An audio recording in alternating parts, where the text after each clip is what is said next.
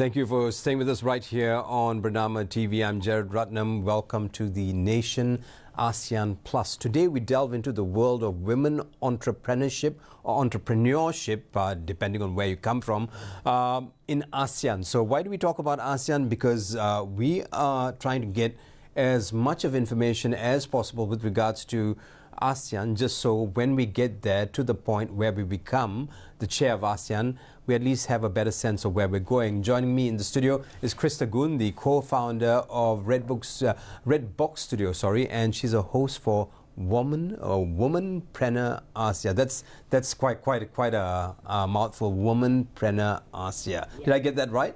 I call it Womenpreneur Asia. Okay, Asia, okay. Yeah. Asia, Asia, oh geez. No, I kind of got it wrong with ASEAN and Asia, yeah. So it's Womenpreneur Asia once again, and thank you very much for making your way into the studio. Well, just so we get a background on who you are and what you do, tell us about you, your company, and your podcast. Okay, so I've been in business for the last 20 years.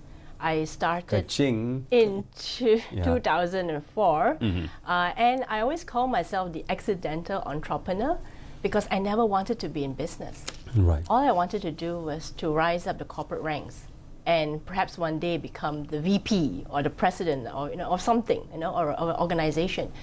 But it just so happened that one day I decided to study for my master's just for the fun of it. And I was trying to be very heroic about it by balancing my studies and my career. And at that time, I was in corporate comms. I was a corporate comms manager for a company, a software company in Penang. And that was when I realized that all this being very gung-ho about my business and, gung-ho about doing my master's and being at work didn't really come together as perfectly as I imagined. So it meant that something had to be sacrificed. And that something was the job, of course. So I told myself, I'm going to finish my master's, and I can always get a job at any point after I do my master's. So that was my main intention back then, to just finish my master's. Right. But when you jump into something like this, you must already know at the back of your mind that you have a lifeline somewhere. My lifeline was probably myself. I guess I had the confidence to think that if I finish my master's, worst come to worst, I'll just go back and get a job, right? Mm-hmm. And at the same time, of course, back then my ex-company was telling me, if you ever wanted to come back part-time, you can always do so. So I always knew that I had something at the back. Right. So it's very interesting to know how people get into business, start business, and then you find out that there's another bigger can of worms to open, which is to network, which is a nice thing to do. And you've met a lot of people in ASEAN or Southeast Asian countries. You met a lot of women entrepreneurs who are doing really well. Now, before we get into women entrepreneurship, tell us a little bit about the business environment and culture, what you've seen in Southeast Asia in your time doing what you do. Okay, so maybe that also is a nice way to get into Womenpreneur Asia, which is actually a podcast that I started in 2020 during the pandemic. And what I've seen is that Asian women are really resilient. We are very resilient. We really want to try our best when we're doing our business. And a lot of times the women that I've met, the women that I know, are actually trying to solve their own problems. Mm-hmm. So they're not starting a business because, I have this grand idea, I want to do this. They're always thinking, I want to start something because I want to help either myself solve a problem, or I want to help my community solve a problem, which is exactly like what I was doing with my own podcast in Womenpreneur Asia, was that I wanted to hear stories of other women in Asia about not only the success of entrepreneurship, but also the struggles, strategies, heartbreak, all those things that come with entrepreneurship that perhaps maybe people don't like to talk about. So I told myself, maybe there are women out there who are willing to talk about things like that. And so that's how I started. So I find that for women in Asia, generally, when they start a business, they really want to make it something that is not only something for themselves, but most times also for the community. Mm-hmm. And that is how I see them as resilient, because they're always trying to do something. Mm-hmm. Now, When you look at ASEAN, or when you speak to women in Southeast Asia, in which sector do you see more opportunities or barriers for women entrepreneurs? I think opportunities for women these days, I would say, is in tech. If you look at tech and digital, I think that is one great place where women can start. And especially if you're not afraid of tech and digital, right? So that is a great place to start. Because there, in a way, most women probably are afraid if they don't know tech. But if you know tech, it can be a great equalizer where you can go in and you can start at the same level as the guys. Okay, put it this way. Because when you have tech, you can scale, which is exactly like how I started my podcast, is that because I believe that with tech, because a podcast is totally digital, I could scale. And I don't have to limit myself to just the listeners in Malaysia. I could go beyond Malaysia. So it's, even though I call it Womenpreneur Asia, where I interview Asian women entrepreneurs in Asia, it is also meant for people out there beyond Asia. So I think that is the opportunity if we're thinking of that. In terms of barriers, I think if you come from very traditional, maybe manufacturing or production of products, that could be a little bit of a barrier because you need funding to grow. You need people to pump in, investment for you to grow your factory, to grow your shop or retail. So that perhaps, if you're thinking of something slightly, I would say slightly easier, is probably on the digital and tech path that women can go into. That's an opportunity. So now we know why there's no woman, what do you call that, elected or brought up to be the Secretary General of the United Nations, because they don't know tech.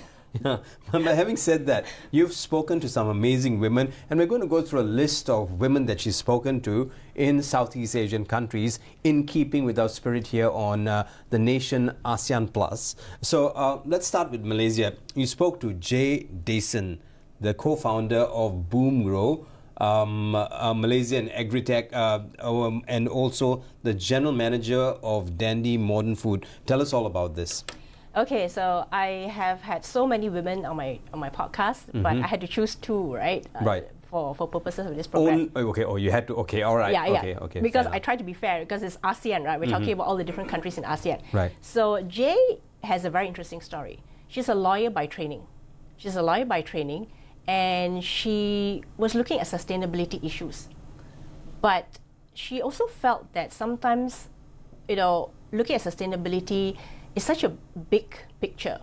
So she wanted to nail it down to something that is much more doable, narrower. So what she did was, she decided that one of the places that she could do something about was actually to grow vegetables in containers using tech. So Jay actually is a very interesting lady, where she is actually putting tech into growing vegetables. Right. So the infusion of tech into agriculture, is something we not think of a lot in Malaysia. Tech and agriculture. And also because she said, as a mother, she wanted to give healthy food to her children, right? But it was so expensive to get all these wonderful healthy vegetables that's grown organically. Right. So for her, the next possible solution was to grow her own. But how do you grow your own when you live in a city?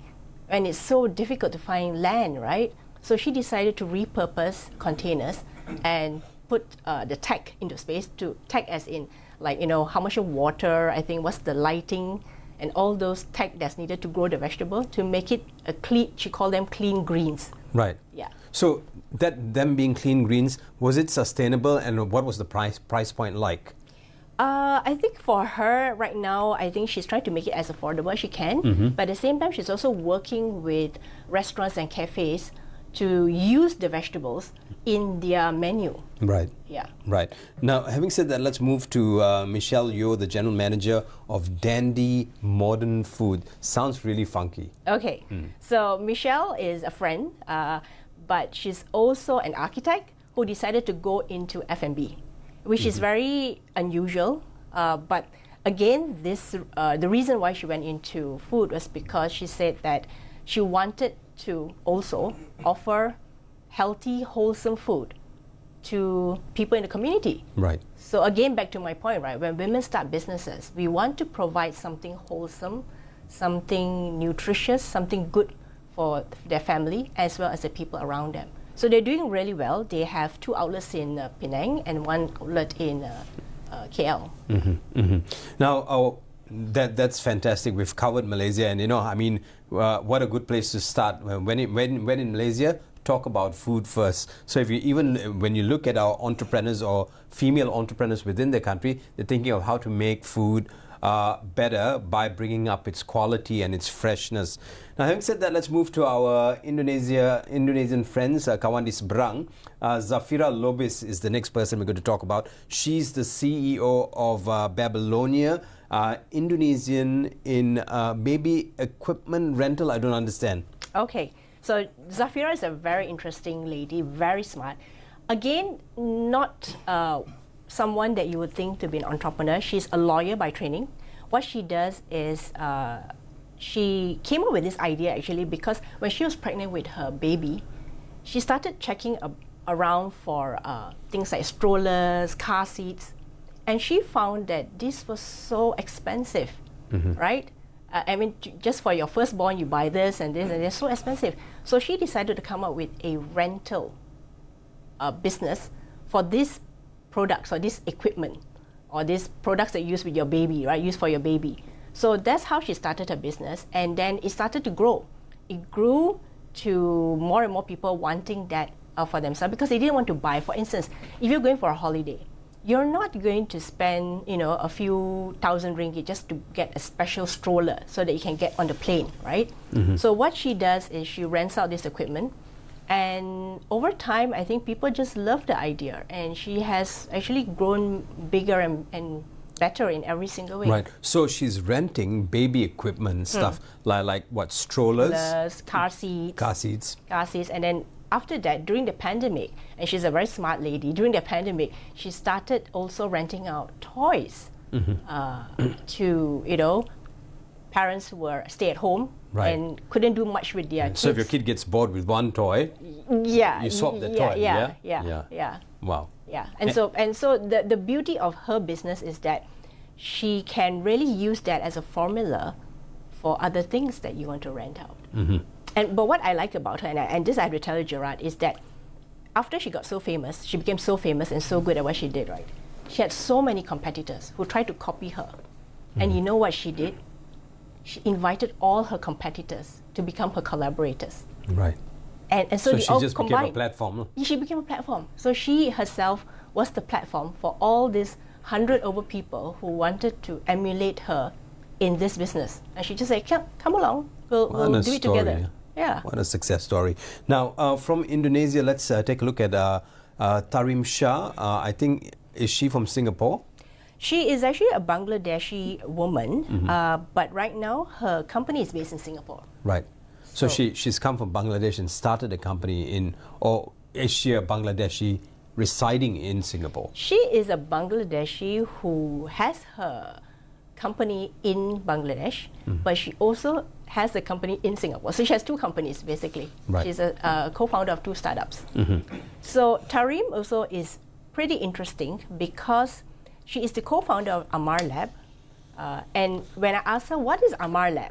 What exactly is it? She says, Uber plus medical diagnostics. Fantastic. Yeah. Yeah, so they send tests to you, you get the test done, they send it back. I think they don't only send the test to you, I think they send the person to administer. Right. Yeah. Okay. So it's not a test kit that you administer on your own or you do on your own and send it back. Yeah. Someone is there to draw blood for you and wow. And then you can get back the results in an app on your phone. So it's very, very private and confidential. You don't need to go into a clinic or, a lab to get your test results. Right. So that's what she does. And the other one that she's a co-founder of, Borosha, is actually a platform where she's trying to match women in Bangladesh who want to look for better paying jobs to the jobs. Because she says that sometimes in Bangladesh, the rates or the wages are not very high. So she's trying to make it a more equal playing field for the women in her country. Nice. What a story. Very inspiring indeed. Now, still with Singapore, we want to quickly talk about Jenny Tay and then move to Vietnam. Yeah. Okay. So now Jenny Tay is also unusual because how many times have you seen a woman in a funeral business? And when I first heard about her, I told myself I had to interview her because it's very unusual, one. And two, I have this morbid curiosity. I wanted to find out a little bit more about the industry. So she inherited the business from her father. So her father was the one who started the business, but she inherited it. But interestingly, when a woman inherits the business, she's not going to run it the same way as her father did, right? Right. So what she did was she totally revolutionized the business by making it more family friendly. Right. Okay, so what that means is, typical Chinese funerals are quite, I would say, scary. Scary, ostentatious. Yeah. A lot happens. Yeah. So she took another look at it and say, why does it have to be scary? Why does it have to be gory in that way that people feel afraid to even step into the funeral parlor? So she actually got wedding planners, and this was because only wedding planners would work with her and her ideas to create this beautiful, backdrop setting that looked very much like, instead of a funeral, it was very calming. Right. It was very peaceful. Right. So when people went, they didn't feel like, oh, this is a funeral, and I'm so scared. Wow. See, I've always been worried that I never got married. Yeah. Now I know when I go, I can make it look like I've gotten married. A very calming, peaceful Yeah. thing. But the interesting part is, after that, she also realized that, how do you explain death to a child, right? I mean, people do die and all that, but how do you explain it to a child? She decided to write a book for children to explain what death is, so that the parents can share the story with their children so that they don't feel this fear of death. So I thought her ideas were really strong and Right. really powerful in order to change people's perception, especially the Chinese perception about funerals and death. Very quickly, let's talk about Micah Doyer. Did I get the name right? Yeah, Maker? Mikey Doyer, founder of Epic Angels in Singapore. Well, tell us a little bit about her. Okay, so Mikey Doyer reached out to me because she is the founder of Epic Angels, and Epic Angels is an angel investor fund that she runs. So what she's trying to do is, because a lot of times women startups don't get funded as much as male-led startups. Okay, that's proven by data anyway. So she was thinking, how do we actually make it easier for women to access these funds? And so what she wanted to do was to create a fund where it is funded by women and supporting women. Right. So that is where she comes in as Epic Angels. And then she also wants to make this investment as easy as getting a cup of coffee. Right. Wow, there's so much to talk about. Vietnam, Nancy Tran. Very quickly, we have to run through these three because I need to get your thoughts on ASEAN. So Okay. Nancy Tran, the co-founder and CEO of MediFood. Okay, now Nancy Tran from Vietnam is also someone which I find that she started with her idea. Her idea was to help the farmers in the Mekong Delta to grow organic food. But along the way, she realized that they didn't really get this concept of organic food. Not at all. Because survival was the key thing for these farmers. So in the end, what she did was she pivoted. Instead of getting them to do that, she started with another idea of making rice puffs. So the organic farming that she wanted them was like organic vegetables and all that, which didn't really quite work out in her favor. But she turned it into, okay, what about you farming organic rice so that I can use it to make organic rice puffs? And because of that, she pivoted, and now her rice puffs are sold all over the world. Right, so she kind of sort of a game changer with rice puffs, so to speak. Yeah. Now the Philippines, there's Ana Melissa Nava, co-founder and CEO of One Export. Yeah. So Ana Melissa Nava is also another lady who started with original idea but pivoted. So what she did was she started with software. She thought her clients needed software in order to do the exporting, but they didn't. they told her, what we need is for you to help us with our compliance issues, right? So if you can help us with that, then maybe we can talk about your software. So in the end, what she did was she helped them with their compliance issues, and from there she realized she could amend and adjust her software to meet her clients' needs. So she tweaked the software to the needs of the client, something that's not very much seen in that space, isn't it? Usually people start off with this idea of a product or the software they want to make, and then they just serve it to the clients, right? But for her, she went the other way. She went and asked the clients what they want, and they said they wanted this, and then they came back and they tweaked it and they serve it to them in another way. Wow. So that's Anna Melissa. There's also Jocelyn Pantatisco. Did I get that right? Yeah. Co-founder and CEO of Olivia Technology Group. Now, Jocelyn is another interesting woman. She started her fintech business in her 50s. She started a software that helps people in the Philippines make it easier for them to, instead of manually, encoding all the expense and all the in the accounts, she makes it easier for them to do so via her digital, I think it's a digital scanning that can also translate things from English to Tagalog and vice versa. Right. So it's got a bit of an AI twist to it. Yeah. You think so? Yeah. It's AI twist. Wow. So many inspiring stories here. And the last one, very quickly, Mayuri Arunwaranon from Thailand, the CEO and co-founder of GEEP, or is it GAP? I think it's GEPP Saart. Yeah. So Mayuri comes from the oil and gas. Her background is oil and gas.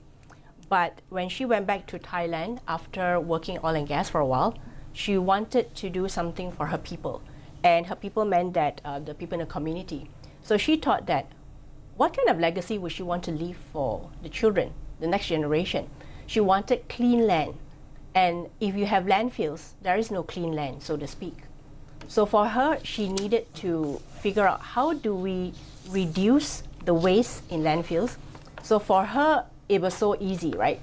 Because she comes from a mathematics background, and optimization is one of her skill sets. So she created a waste management data dashboard to help companies track, monitor, and manage their waste so that they can reduce their waste that they create in the first place. So you become more aware of what you're dealing with. When you have a dashboard, you know where you are at any point.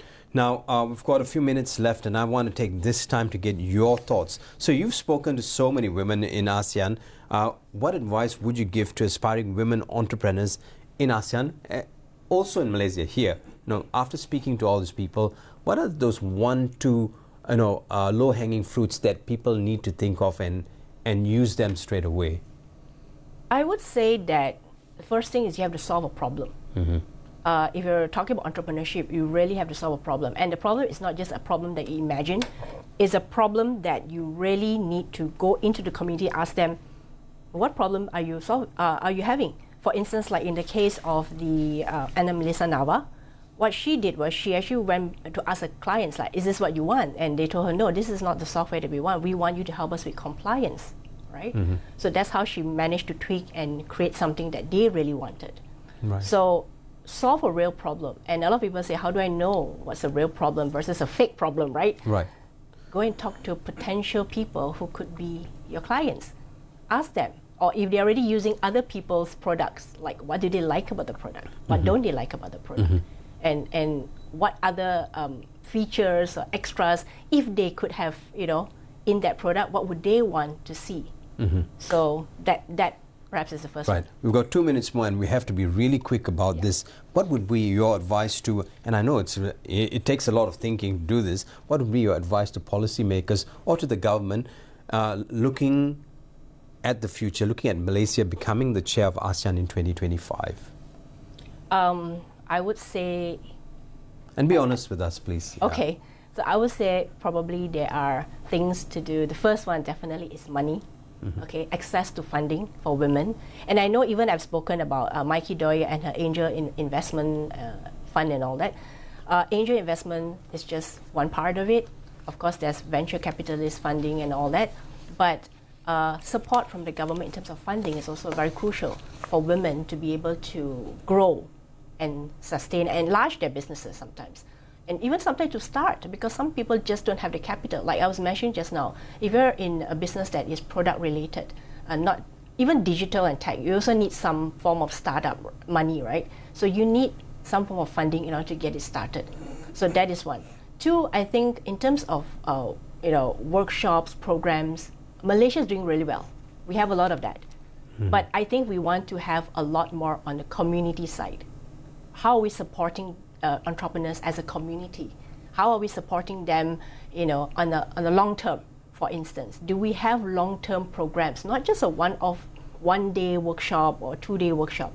Do we have a long-term mentoring? Do we have long-term community support in that sense? Right. Yeah.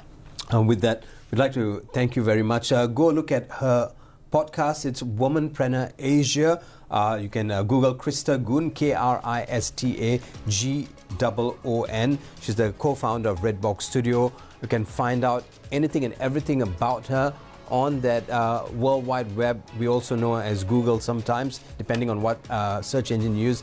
With that, I'm Gerard Ratnam signing off. This has been The Nation ASEAN Plus on Bernama TV. Once again, a big thank you to Krista Goon for taking time off to be with us. Go watch her podcast. Bye-bye.